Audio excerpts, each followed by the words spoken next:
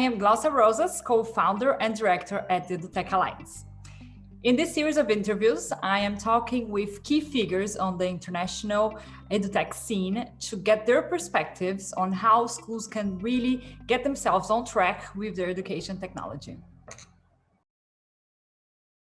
Hello, everyone. I am thrilled to introduce a guest who embodies the spirits of education, innovation, and leadership, Kai Vacher, or Kai Vacher. Kai is the visionary principal of the British school Muscat and the British school Salalah, renowned for integrating cutting-edge educational practices with the richness of traditional methods. His leadership has not only set a high bar for academic excellence, but also paved the way for pioneering use of AI in education. And we're going to talk a little bit about that. Kai has been recognized as an Edrupter and honored as one of the top international educational influences. He brings over 25 years of experience in teaching and school administration. He also contributes to the wider educational community in many ways, not least as a member of COBIS Board of Directors and regional representative of BSME. He also finds time to host the Educator's Corner podcast, sharing valuable discussion to the future of teaching and learning. So thank you so much for joining us, Kai. Thank you, Glaucia, for that wonderful introduction. And thank you for inviting me onto the show. It's a real privilege and pleasure to be here. Looking forward to an interesting conversation. Fantastic. So Kai, you've been, as I mentioned, hailed as an Edrupter. So can you share with us some of the most game-changing educational trends that have been successfully implemented under your leadership at the British School of Muscat and the British School of Salalah? Okay, Edrupter, yes, it's an interesting phrase. ISC Research came up with that, and yes, I was fortunate to be recognised as an Edrupter in 2021 and 2022. So what's a particular note, I guess, if you came to British School Muscat, British School Salalah? I think one of the things I'm most proud of in recent years is the programme that we've introduced as a partnership, but has actually been for our students down in Salalah, which is actually 1,000 kilometres from where I am here in Muscat. So I'm principal of British School Muscat, and then 1,000 kilometres down the road is British School Salalah. And back in 2019, we had 5 students in year 7, 5 students in year 8, and 5 students in year 9. And we just started working in partnership with the British School of Salalah at the bequest of the ministry here in Oman. And I went to meet some parents, and I actually happened to meet the parents of the 5 students who were in year 9.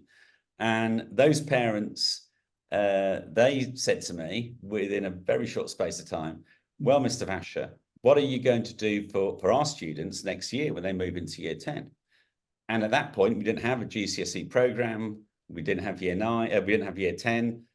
And I said, well, we can't just create a GCSE program for 5 students. We need maybe 8, 9, 10 specialist subjects. That mean 8, 9 specialist teachers, but we just can't afford that for five students. And they said, well, we understand that, Mr. Vacher, but what are you going to do?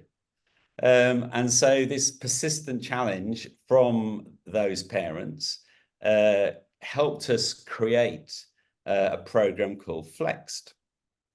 And so what Flexed looked like a few months later, following this conversation, so we shared this in January and February 2020, just before COVID started. So it's a program that was conceived before the whole world went online, pretty much.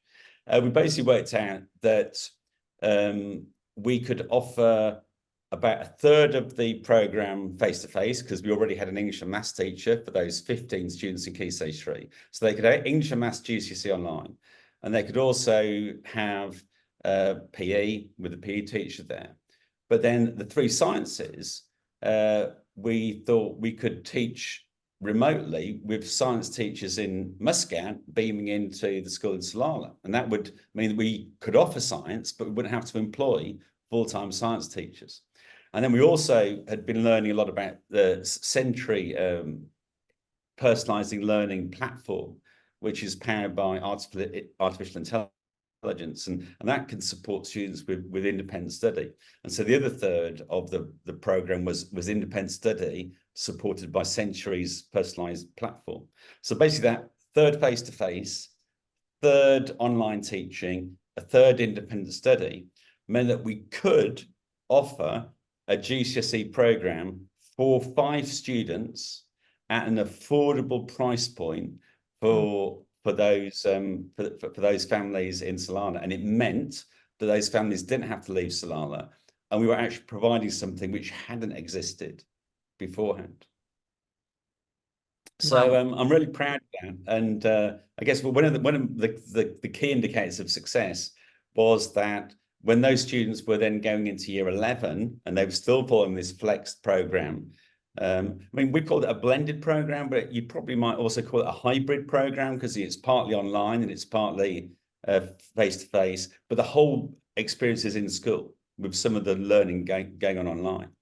But when those students got into year 11 and they were thinking about A-levels and post-16, they said, well, they said to Miss Maslin, who's the head teacher in Salalah, and I have to give a huge amount of credit to Miss Maslin and her team, and also the teachers in Muscat who have worked together with great ingenuity to make this hybrid program work.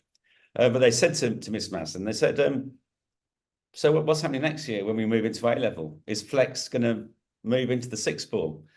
And so we discussed with the students what A-levels they might like to do. And again, we came up with a flexed model for A-level provision.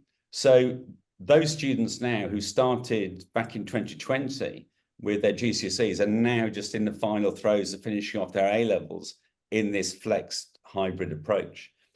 So that was great that the actual students, sort of 18 months into the program, were asking for more of it post-16. And what the program has enabled the school to do is it now has created a completely 3 to 18 school where the numbers in Key Stage 4, Key Stage 5 are still relatively small, but they are growing. And Flexed has been really important as a catalyst for the growth of this delightful but fairly small school in Salalah. So Flexed has helped us grow the school, and it's helped us provide education where previously there wasn't any at that level. So I'm very pleased with that. Yes, that's definitely a model for many situations. I think we have discussed already the Amazonian type of schools and other places around the world where it's hard to get teachers and even good teachers or qualified teachers to teach certain topics that they wouldn't have access to. This is absolutely fantastic what you do in Salalah. So congratulations before the next question. Thank you. And so the next question is about your Educator's Corner. I know you do a lot of interviews on your podcast and you talk to many industry leaders and who brings new views or information or experiences. So what have been some of the most compelling insights you've gathered on how technology is being integrated into contemporary education? Okay. I think, well, it partly relates back to the flexed example I've just been talking through with you, is that what seems to be happening, well, is happening as we've emerged from COVID. There are, it seems, maybe nearly every week, there's another online model of schooling that seems to be emerging in some part of the world. I mean, some of your listeners might have heard of Sophia High School, which is the first Department of Education accredited online school in the UK. And there are many others. I mean, there was an interesting document, I think a chap called Jonathan Lloyd is sharing it on a regular basis on LinkedIn, and he's keeping an ongoing sort of survey on the number of online schools that are emerging just in the UK. And the last time I looked at this document, I think there were at least 20 different online schools just happening in the UK, and that was a few months ago. So I think what we are seeing, which I think we were being promised maybe 20 or 30 years ago, and I've been in education for a while, as you mentioned at the start. But 20, 30 years ago, there was a lot of talk about anytime, anywhere learning, and that technology would facilitate anytime, anywhere learning. And I think now we are seeing, and I think, you know, COVID has partly been a catalyst for this as well, is that we are seeing a wide variety of online learning programs and models emerging. And I think, you know, some people will say these are niche, and they will only ever be niche, and that's possible, because I do believe, I think for the majority of students, still face-to-face contact with other students and with other teachers and other adults, and being part of that school community is really, really important. But there are other young people who struggle with, if you like, traditional schooling. And we just look at the UK at the moment. I think we've got 1 million young people who should be in school who are not in school, and perhaps online schooling or a version of online or hybrid might be a way of re-engaging these young people with education. But I think that's what I'm seeing, you know, as a really big thing that's emerged in the last 2 or 3 years, is that online models of schooling are starting to proliferate. And I think this is something that's just going to grow and grow, as homeschooling over the last 10, 15 years has been growing and growing. And I guess the next bit that I think we are starting to see, but not quite as much just yet, are, you know, hybrid programs like the one in Salalah, where students are in school, or at least in school part of the time, but accessing some of the experience online for maybe reasons to do with teacher recruitment or whatever. Or also using this AI for part of the program, which is online, and also having the face-to-face. Maybe it's not a teacher. I'm just thinking, this is even not in the script, but maybe it's not a teacher doing the distance learning, but AI doing it for the students. Well, that's yeah, absolutely. And there are already programs out there where you can get, if like, it feels like personalized tuition or support from a chatbot or an AI trained support program that will feel like you're getting some teaching or you're accessing learning with personalized support, but it's actually the technology that's supporting that.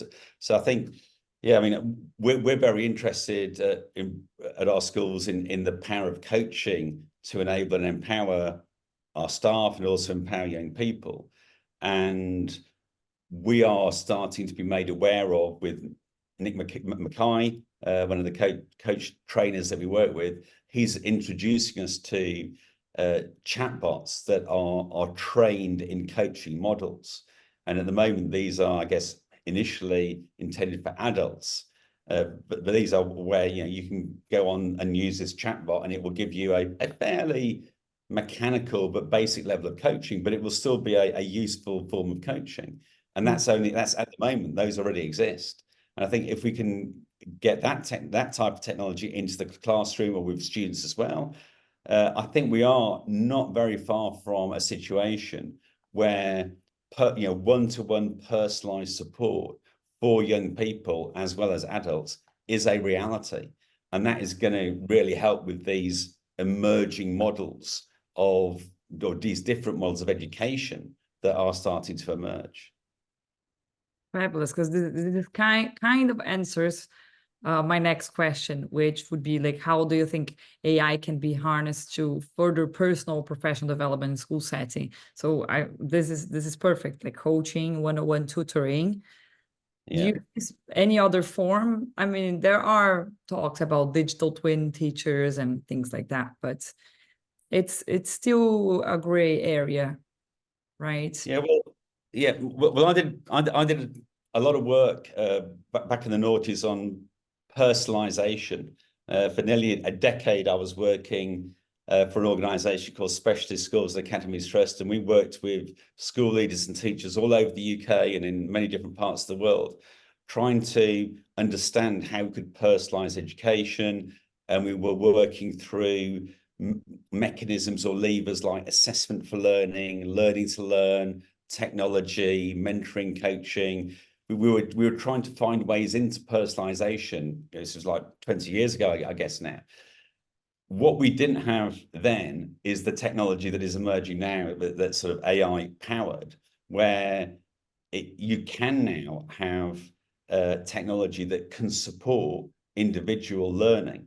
And this has always been the challenge, I think, where I think it's called the 2 sigma problem.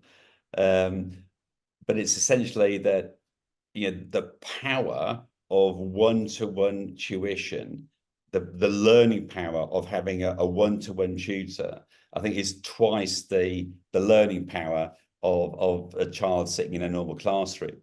And the challenge for personalization in sort of mass education is how do you get that impact of one-to-one tuition when you've got 20, 25, 30 children in your class.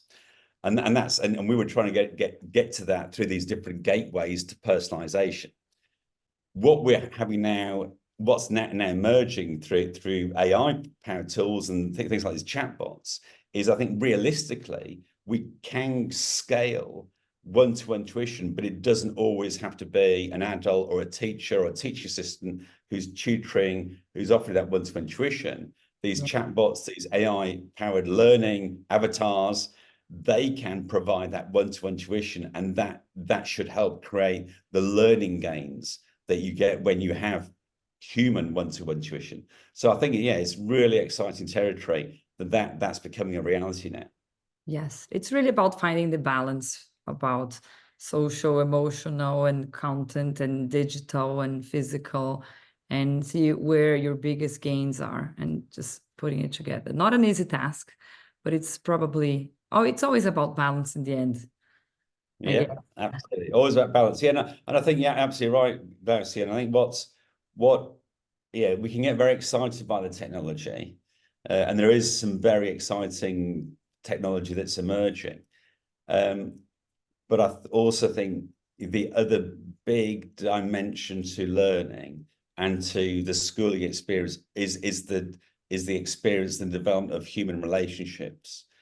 And we can, I think, you know, we are going to do some great stuff with technology, but also we're learning a lot about human relationships and human interaction.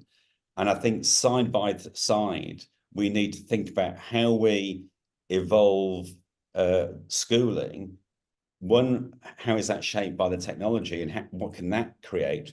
But also our understanding of human relationships, and how do we ensure that our young people continue to develop the ability to communicate and to relate with each other and to thrive in a world that is increasingly infused with very powerful technology.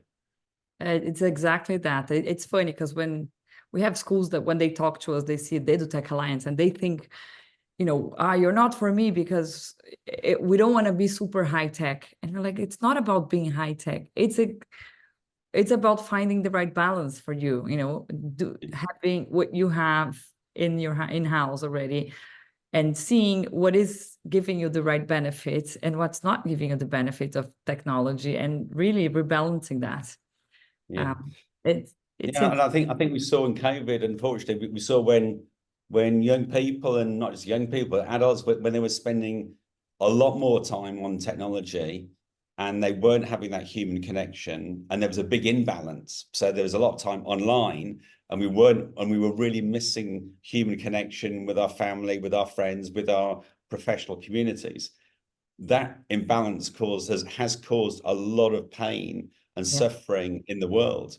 And so I think we're starting to get that balance back, and we're still, certainly in schools, and I think in societies across the world, we're dealing with the legacy of maybe 2 or 3 years where there was a big imbalance, and I hope we don't forget that lesson, that we are human beings. We need to connect. We need to talk to each other. We need to meet with each other face to face. And yeah, the technology is great, but like you say, we have to balance that with also getting even better at how we relate with each other, and how we have those opportunities for connection, for community activities, for being with each other, which is what we actually need as human beings. We do need to be with each other. For sure. And from this, I'm going to ask the next question. So after COVID, we saw, well, during COVID, everyone went digital and so on. And past COVID, some schools continued the digital curve, but some just went back to, doing their, just like they were before COVID. So now with AI, it feels like they can't really get away with that. So do you feel that some schools will need to infuse AI throughout their schools to capitalize on its potential, or can get away with just adding some AI-enabled point solutions to their current ed tech stacks? Well, if my understanding of technology is vaguely accurate, AI is already all around us, whether we're doing online shopping or we're using video or camera technology, or we're using online banking. I think it's AI technology is everywhere. So unless you're completely off grid, I think it's very hard to pretend that you're in a world where AI is not part of the situation. So I think we do really need to understand that and maybe remind ourselves of that. We need to remind ourselves that we are in a world that was already infused with AI. And I guess one of the big things that's happened in the last 12 months or so is the emergence of ChatGPT. I mean, that's sort of been released into the world. And what I've been discussing with leaders around the world and in my own school is really a 3-point plan how we address sort of the world that we're moving into now, ChatGPT and other AI programs and modules and apps and so on. The first part of the plan is that we need to learn and play with this stuff, so we understand what's going on. Yeah, let's play with ChatGPT. I think a lot of people are. But let's play with it. Let's understand what it can do. So let's learn and play. And then let's create the space for talking about it. Let's discuss it. Let's discuss it with each other. Let's discuss it with our students. Let's discuss it with our parents. And let's understand different perspectives on this. And what are the joys of working with this technology? What are the issues that we really need to think about? And what guardrails might we need to think about putting in place? And the third bit, once we've started to learn a lot through playing and discussing, I think the third bit is, okay, so this is everywhere in our schools. So we do need to look at our different policies and our procedures and our systems and think about and start to think about how we need to adapt those policies and systems and procedures so that we can use this technology safely and our students can use it safely and our staff can. And it can then, ideally, and that's my big hope for AI, is it can help empower learning and it will help empower teaching, and students and teachers will be able to learn and teach in ways that they haven't done before. And so I think there is a very optimistic and positive way forward, but we need to make sure that we have a strategy to get into that place as quickly as possible. Definitely. If you don't have the strategy in place, I think AI is just gonna swallow the whole thing, because it's just so easy for teachers and students to access it. And as you mentioned, you need the guidelines, you need to have it in your strategy, the whole school strategy, how you want this to play out in your institution. And I had the last question for you, but I think you've answered already, so I'm going to ask something that was not on script. Oh, I was looking forward to that last question. Do you think we know, I'm definitely not afraid, but do you think in general, heads of school like you should be afraid or excited about AI in education? Well, I think we should be excited, but I also think we should be cautious. So I think it's both, balance. So I think it is very exciting. And I'll explain why, if you want, why I think it's exciting. I think it's exciting on, I think, at least three levels. First of all, I think it's exciting because if I was able to say to my teaching staff in particular, there's no more marking, there's no more report writing, you don't have to do any of those things, that would make a massive difference to their workload. And we know that teacher workload is a huge issue all over the world. And I think with AI, we already starting to see not only can it help us plan more quickly, so that helps, but there are already ways in which you can use AI to assess or mark work much more quickly and to help with report writing. And those are some of the biggest banes of teachers' lives. So I think, yes, we can realistically also see that we're going to find ways of reducing workload, which are really credible and will make a difference. So that's exciting. The second bit that's exciting, as I've said earlier in the show, is that I think we are starting to see different models of schooling emerge. And I've been in education for a few decades, and technology's been there all this time. I mean, technology, we had computers come into my school in my last couple of years when I was a student. So technology's been around for several decades in education. But in many, many ways, education is still very much the same the world over. If you look at the music industry, it's revolutionized the music industry. If you look at banking, it's revolutionized banking in a lot of ways. If you look at education, it's hardly scratched the surface. But with these emergence of online schools and maybe hybrid schools, and I still think there will be a place for traditional bricks and mortar schools, but we are already starting to see a more diverse range of education provision emerging. And the reason why I think that's exciting is because I think that will create more opportunity for more students, and maybe for those students who don't thrive in a traditional bricks and mortar experience. And the third bit that I think is exciting is that it looks like there's a good chance the world of work may change. I think the world of higher education may change. And those are big influences on actually what happens in schools in terms of education. And I think, for example, if we're emerging into a world where there's less work, I mean, that's quite possible, I think. What is the purpose of education in a world where there's less work? What is the purpose of education where AI can write or answer 80% of the GCSE questions or A-level questions you would set students? And I think that for me is also really exciting, because I think this is a fantastic opportunity to revisit the purpose of education. And I think that's a really exciting global debate that we should be engaging in, because I think if we get that right and thrash that through, that will help us shape education in a much more exciting and compelling way that has even more value to even more students all over the world. So for all those reasons, I think it's really exciting. And I do absolutely hear at the same time, we need to make sure that as we evolve our education practice and our education models and our education systems, that we also need to make sure that we can use this technology in a way that enables our young people to thrive and our colleagues to thrive. I think you should drop the mic now. Fantastic, absolutely. Oh, thank you so much. I'm sure I'm going to hear more about the rethinking education in general, and it's, I think it's a philosophical as well a philosophical question. I can't wait to hear more about it on your next podcasts. Okay.